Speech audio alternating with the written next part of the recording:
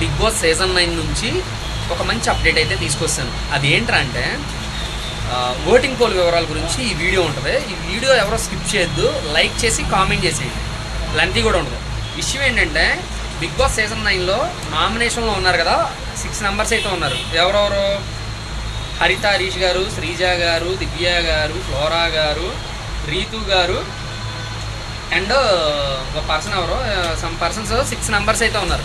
ఈ 6 మెంబర్స్ కూడా first day ఎవరైతే నామినేషన్లో ఉంటారో లాస్ట్ నుంచి ఓటింగ్ శాతం అనేది తక్కువ ఉంటుంది కదా, వాళ్ళే ఎలిమినేట్ అవుతారన్నారంట. 99% 9% అంటే మీకు పక్కన కనబడుతుంది కదా ఎవరున్నారో లాస్ట్. అంటే హరిత హరీష్ గారు ఈ వీక్ ఎలిమినేట్ అవుతున్నారా? ఇద్దరైతే డేంజర్ జోన్లో ఉన్నారబ్బా. ఒకళ్ళేమో హరిత హరీష్ గారు, 2 శ్రీజ గారు అయితే మాత్రం డేంజర్ జోన్లో ఉన్నారు. ఈరోజు రేపు ఏమైనా ప్లస్ అయితే హరీష్ గారు సేవ్ అవుతారు, లేరంటే ఎప్పుడు జరిగే వెబ్సైట్లో చూపిస్తున్నారు కదా సేమ్ ఆ ప్యాటర్నే జరుగుతుంది. ఎలిమినేట్ అయ్యేది హరీష్ గారు అనమాట. మనకు క్లియర్గా కనబడుతుంది. ఇంకో డబల్ డోస్ ఏంటంటే ఈ వీక్ డబుల్ ఎలిమినేషన్ ఉండబోతుందంట.